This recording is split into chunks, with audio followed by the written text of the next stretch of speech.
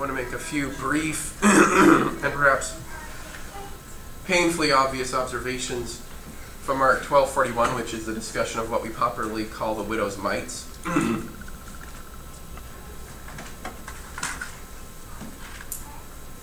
Jesus sat down opposite the treasury and watched the people putting money into the offering box.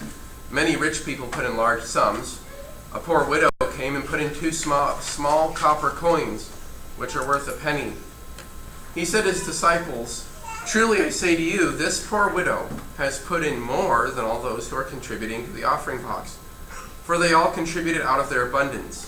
But she, out of her poverty, has put in everything she had, all she had to live on." There's not a lot written here, so I'm not going to try to make a whole sermon out of this. However, some perhaps obvious things to consider as we review this. Consider the fact, remember, that we're being watched by God. This is a very physical demonstration of this, that the widow is going about the business that she is supposed to be doing. And in the process, Christ is watching her and her behavior, watching her actions. It doesn't say here, but we can make the point that he knows where her heart is at. It's not part of the text. Okay, it doesn't say where her attitude is. You could try to make cheerful giver applications here, and that might be legitimate. However, it doesn't say what her attitude was. However, the fact is that God knows, and I think observing that in the course of her physical activity and his observation of her physical activity, this merits consideration as well. And then our situation, he knows something about her that might have been obvious in society. Maybe widows were supposed to dress a certain way. Maybe the fact that she was poor was fairly obvious. However, he knows more specifically about her than I think I would as the casual observer. We are being watched by God. The widows, we're being watched by men as well. He called his disciples to him and pointed her out. We are being watched by men too. Our behavior is important to the people in the world. The point was made, it must have been Sunday. It was the World's Bible conversation. Why were we having that conversation? We were having that conversation about being the only Bible the world might read. Our actions are being watched. And the only reason I repeat this again is because our heart and our situation is something that men around us might not know. Okay? And if all they have to go by is our actions, we better be very, very aware of our actions as we are being watched. I'll elaborate on this in the next slide. However, it occurs to me that we don't have excuses, because when I look at the widow and her accomplishing the work that she is required to do, there's some very easy things that I know I would say to excuse myself of that responsibility in her situation. She's surrounded by wealthy people, okay? Practically speaking, they're in a better position to accomplish this work than she is. Right? I mean, that's really obvious. She has 2 mites and they have whatever it is that they have got. Okay? This is something that they can accomplish.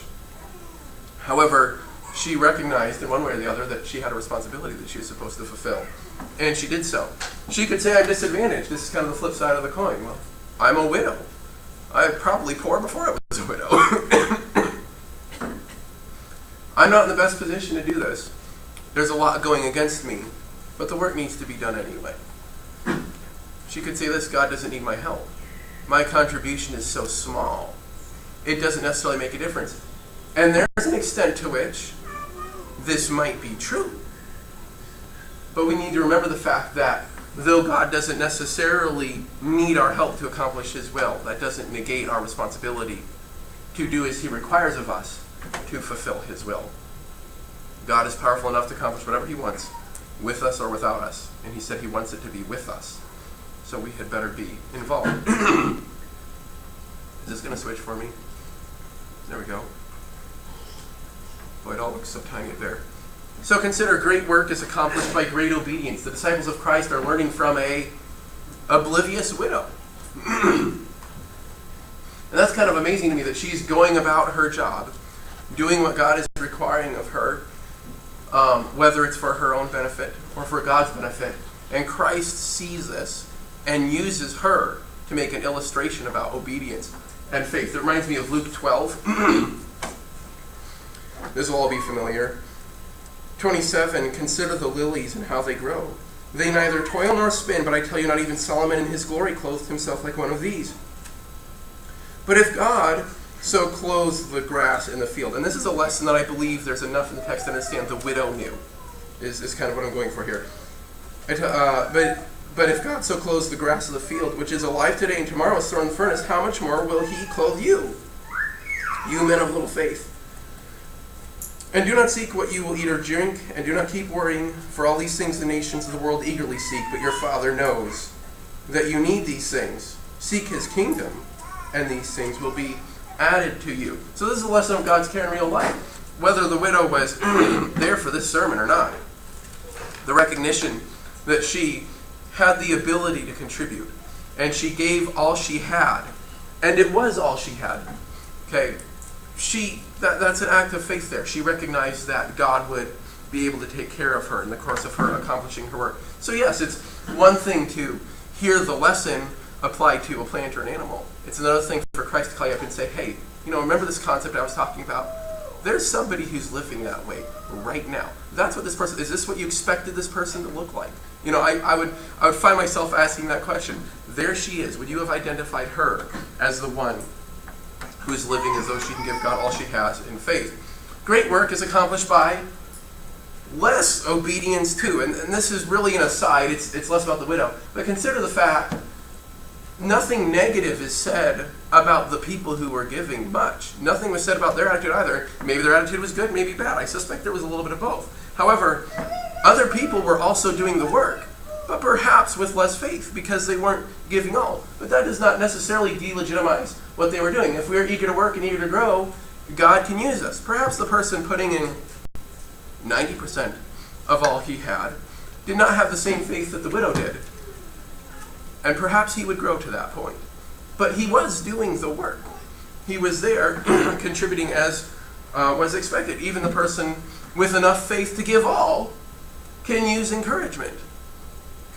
Right? And so she's there doing what she can. Other people are doing most of what they can or some of what they can.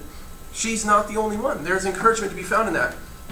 So if I'm not mature enough to sacrifice like the widow can I sacrifice for the widow?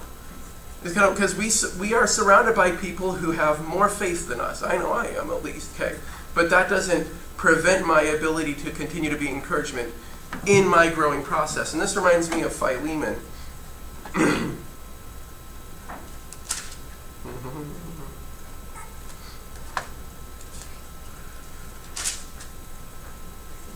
Okay, when it comes to people who have faith, Paul would be fairly high on the list, if you ask me. And he's writing to somebody who has had a difficult time with a brother and apparently needs an adjustment in their attitude. But Paul expects to be encouraged by this person despite the fact that this person might be struggling a little bit with their faith in a way that Paul's not. Verse 7 says, "For I have come to have much joy and comfort in your love," that is Philemon, "because the hearts of the saints have been refreshed through you, brother." I'm writing kind of admonishing you to change what you're doing here, yet at the same time, I have an expectation that you can encourage me. And in verse 20, "Yes, brother, let me benefit from you in the Lord. Refresh my heart in Christ." Paul is writing to somebody that, at least in my opinion, by the evidence, seems to have less faith. But Paul still realized that he could be encouraged by that person, as the widow could perhaps by the people who had a little less faith. So, though I should be growing to the point that the widow has that sort of obedience in her heart, I can continue to be encouraged and encourage her as well. Also consider the fact that small work is accomplished by great obedience. Again, she gave all. And what did she give all to?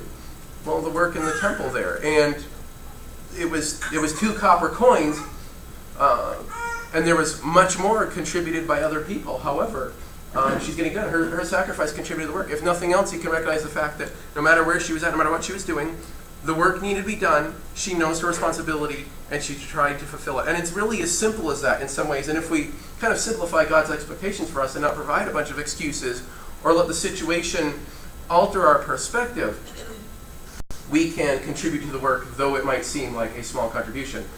Also consider the fact God's requirement for obedience may be primarily for our benefit, not his. So, she had worked herself to a point where she could exhibit this kind of obedience. Okay? And that was beneficial to her, regardless of him. So, in that sense, Just that now it seems like a small work if you measure it in the monetary value. But the work was certainly getting done. God's assessment involves data we cannot possibly collect ourselves. And I think this is the last point I'm making. And this is basically, Jesus knew things about this woman that I couldn't understand, certainly. And he even reveals a little bit about her that we wouldn't necessarily pick up on right away. He doesn't draw any major conclusions about her faith other than to point out that she has enough to do this.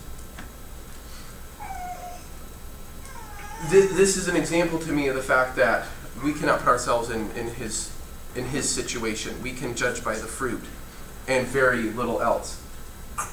Everybody in this room can do this better than me, but basically, he assesses her income and the donation, the attitude that she had when she had it, which wasn't even revealed to us in this text, and could have taken into account her physical effort and the persecution she faces as a widow trying to do the work. And he can do all these things and decide something about her, which is not, we are not told everything about this woman in this sense.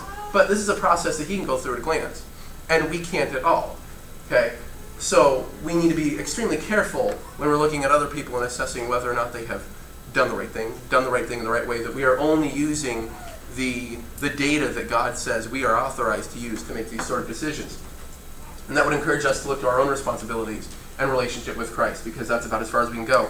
If you back up in the very same section of Mark, we see the warning that is made about the attitude of people who are more concerned about the image they have than their relationship with God.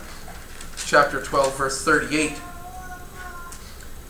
In his teaching, Jesus was saying, "Beware of the scribes who like to walk around in long robes and like respectful greetings in the marketplaces, and chief seats in the synagogues and places of honor at banquets, who devour widows' houses, and for appearance's sake offer long prayers. These will receive the greater condemnation." God could look at the Pharisees and know what was going on in their hearts. Christ can look at the widow, again, it was not revealed to us, and know what's going on in hers. And we cannot do that. And I think this is a good reminder of that, that we should be paying attention to our own motivation. So, in summary, very briefly, I think we can learn from the widow to do the work. We can learn to do the work. Ignore personal doubts. We can come up with reasons why we are not the best ones in the situation to do that work, but we should be trying to do it anyway, because that's what's required of us. We're supposed to be obedient. We were told to do the work. That is reason alone to do the work. Address your own responsibilities. If everybody addressed their own responsibilities, everything would end up taking care of itself. And remember God's promises. If we remember that God promised that he could care for us better than he does the lilies of the field, we would be able to have this sort of obedience and this sort of faith. Remember God's promises. And that is where I will end. Thank you.